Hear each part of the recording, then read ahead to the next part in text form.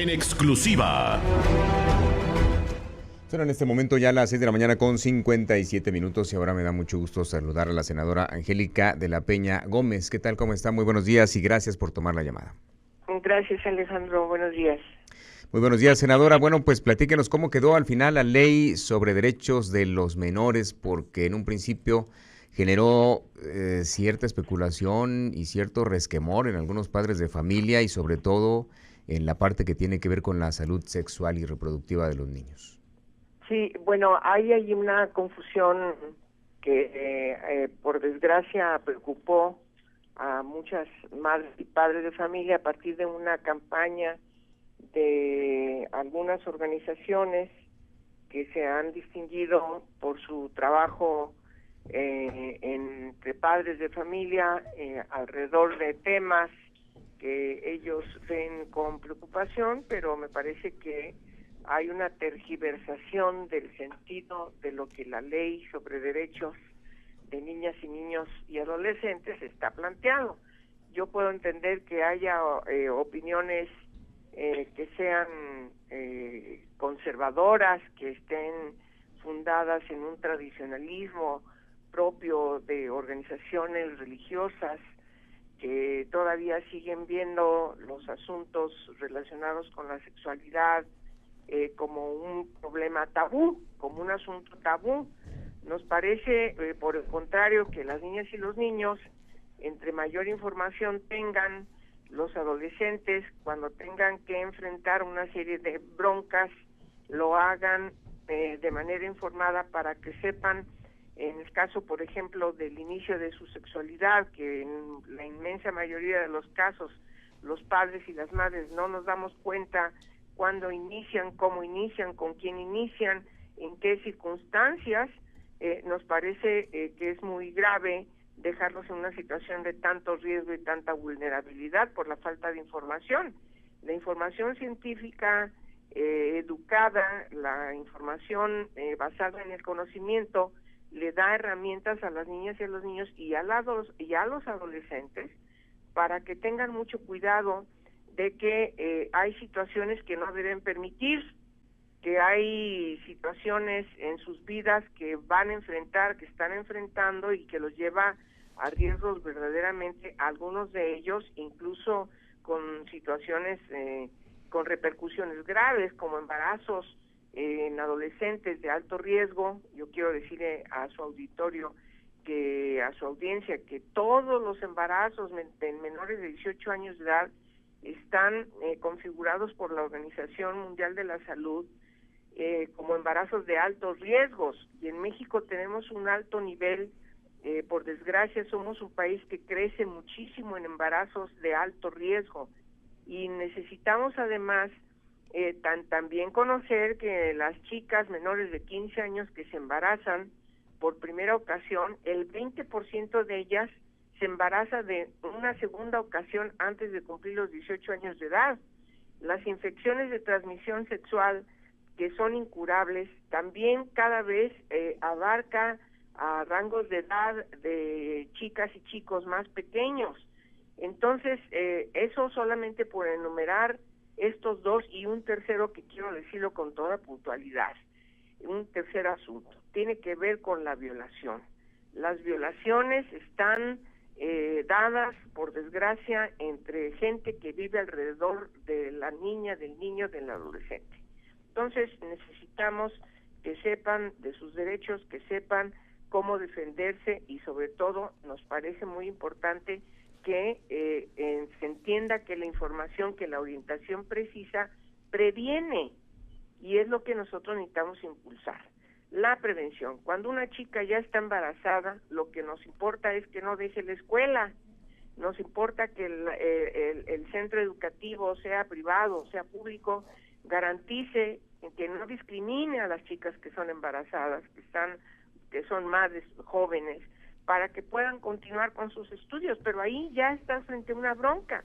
Lo que se necesita es que en base a la información siempre tengan manera de defenderse, me refiero de manera puntual, defenderse para que puedan rehuir de situaciones que las lleve a sufrir esta vulnerabilidad. ¿Y a eso se referiría el término derechos sexuales y reproductivos, senadora? A eso se refería. Lo que han estado diciendo de que ahora van a poder abortar Sí. antes de los 18, eso es mentira. Usted sabe que eso está inscrito en los códigos penales de cada entidad, en las leyes de salud de cada entidad, así lo determinó la Suprema Corte de Justicia de la Nación. Ese no es tema de esta ley.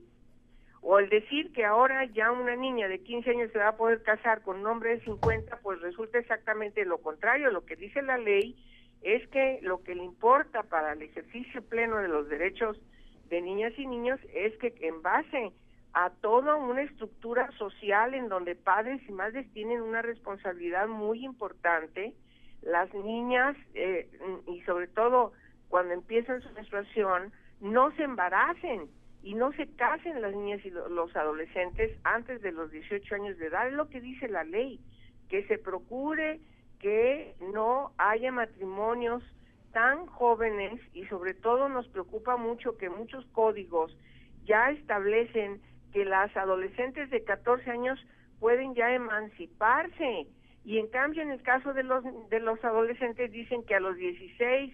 ¿Por qué se obliga, por qué se deja esos resquicios en las leyes, sobre todo afectando los derechos de las adolescentes, cuando deben ser tratadas igual que los adolescentes?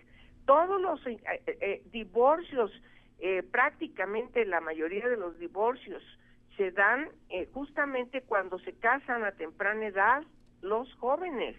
Entonces, eso nos parece que una política de prevención en base a la información puede empoderar a una adolescente, para que tomen conciencia plena de que el ejercicio de su sexualidad tiene que ser muy responsable y, por supuesto, retardar lo más que se pueda para que puedan decidir cómo hacerlo, con quién no hacerlo, cuándo hacerlo y cuándo no, y no en base a presiones, a violencias que sufren alrededor de los medios en donde están desenvolviéndose. Inclusive quiero decir, de manera importante, nos señalan las encuestas, las violaciones de una niña o un niño están alrededor de la familia, por el padrastro, por el tío, por el vecino, por el abuelo, es decir, hay que tener mucho cuidado. Y sobre todo yo quiero decirle a su audiencia que todas estas informaciones que tergiversan el sentido de la Ley de Protección de Derechos de la Niñez, lo único que llevan es que sigan en la ignorancia, que todo el mundo tenga miedo de un tema, abordar temas que se tienen que abordar de manera clara, precisa, científica, porque eso, insisto, empodera a las niñas y a los niños. Senadora, le saluda Gabriela Rey agradeciendo su tiempo. Senadora, en este afán de explicar, la ley establece al menos 20 derechos para los niños, niñas y adolescentes. En estos derechos involucra el derecho a la expresión, el derecho a la intimidad.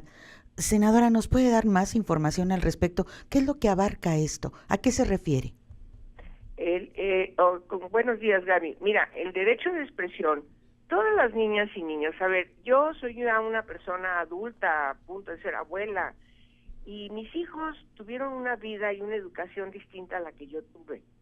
Yo todavía encuentro muchas familias que incluso sufren de una serie de prejuicios propios de cómo fueron educados y que siguen tratando igual que como me trataron a mí cuando yo era niña, sus padres.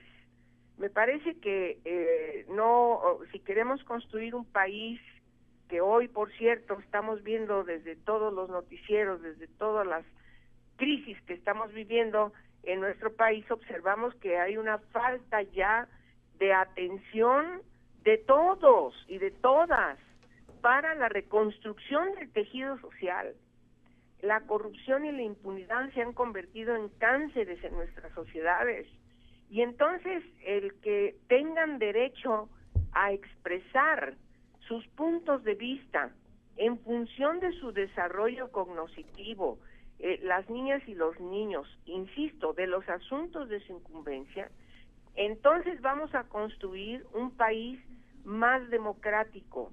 La construcción de la ciudadanía empieza desde la primera infancia, La prevención social del delito empieza desde la primera infancia y el ejercicio de los derechos, por supuesto, nos lleva a tener niñas y niños que expresan lo que sienten, que podemos encauzarlos porque esa es una potestad inalienable de cada familia, de los padres y de las madres, de cómo tiene que aprender los valores que nosotros desde nuestra familia creemos que son básicos e importantes, pero también escuchamos las inquietudes de las niñas y los niños para que podamos explicarles con toda puntualidad, con toda apertura y explicarles lo que es la vida. Así construiremos muchas cuestiones que hoy no estamos observando. Por ejemplo, ser respetuosos con la naturaleza, ser respetuosos de los animales, ser respetuosos de sus compañeritas y compañeritos en las escuelas.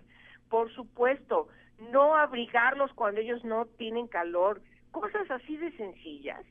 Me parece que son las que expresan estos derechos que están concebidos en la Convención sobre Derechos de la Niñez, que es el tratado de derechos de la niñez más importante en la humanidad. Hoy solo un país falta por aprobarlo para que sea el primer tratado universal de derechos humanos de las personas menores de 18 años de edad.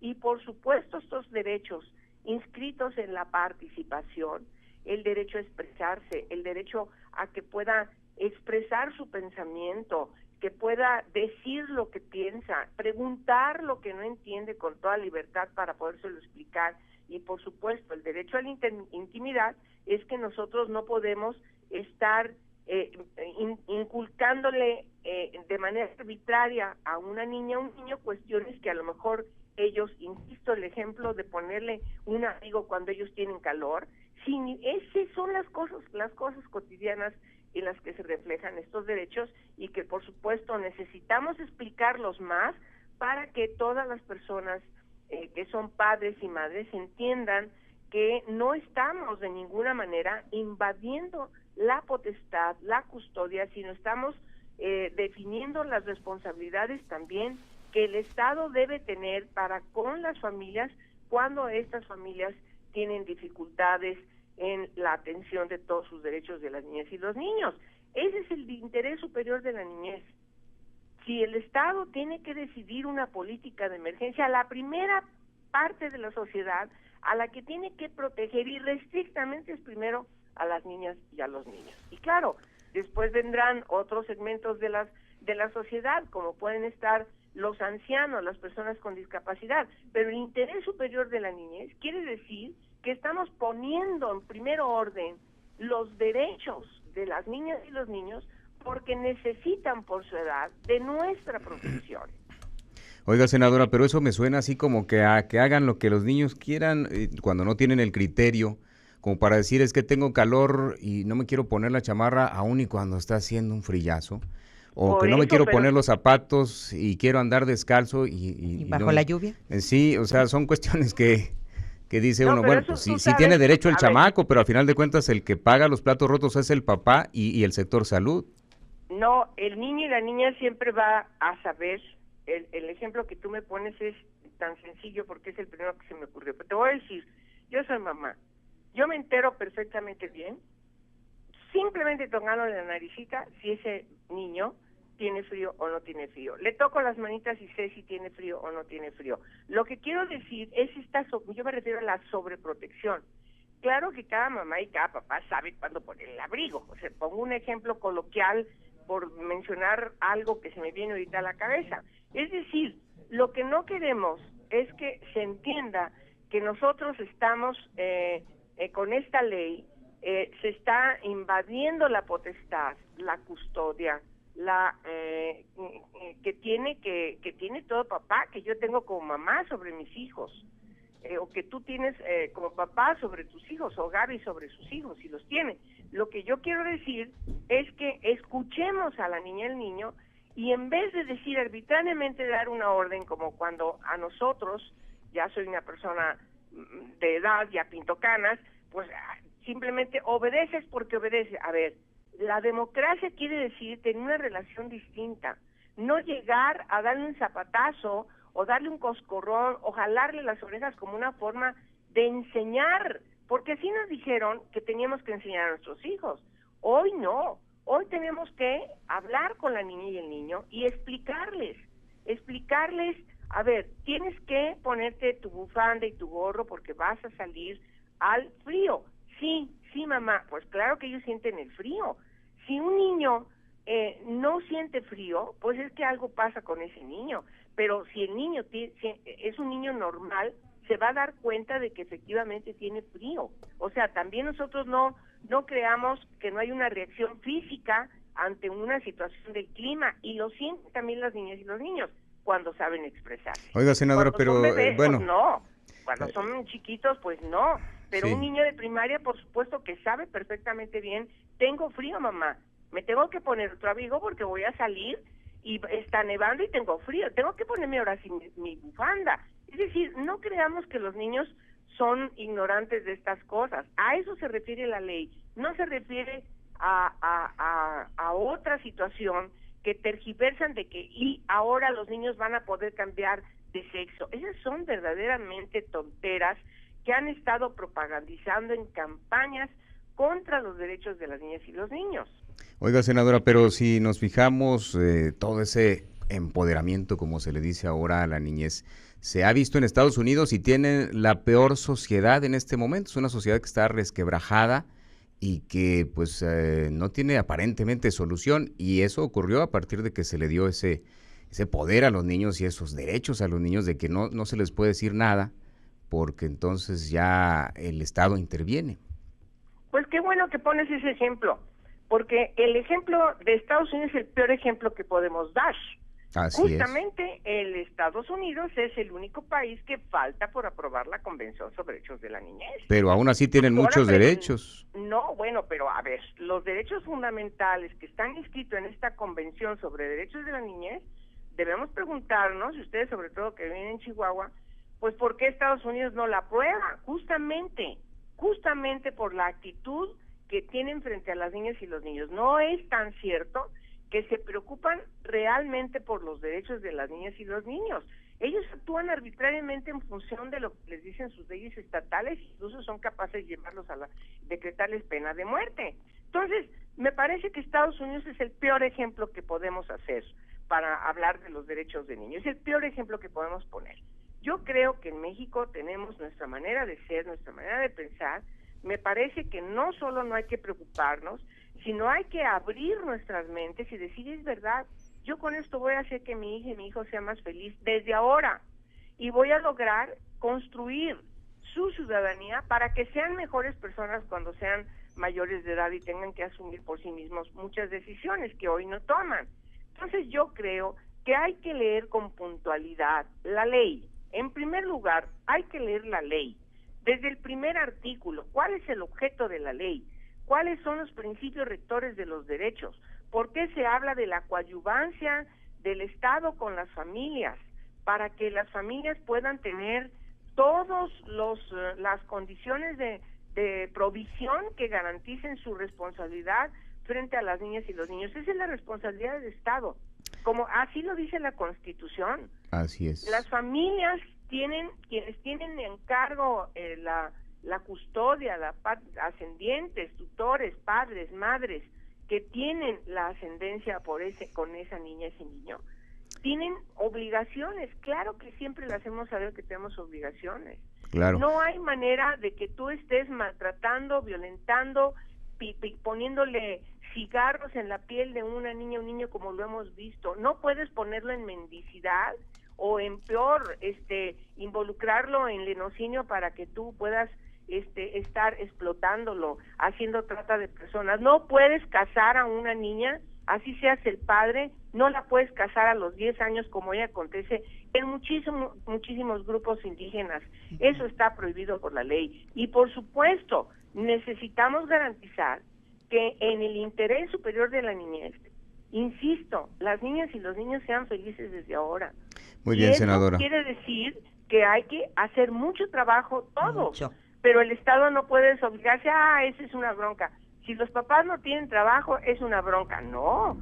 ¿Cómo vas a hacer para garantizarle trabajo a esos responsables, a esas personas responsables de su familia, para que efectivamente las niñas y los niños no vivan en la marginalidad. Muy bien, sin senadora. servicios públicos, sin vivienda, etcétera, etcétera. Perfectamente. Hay que leer la ley.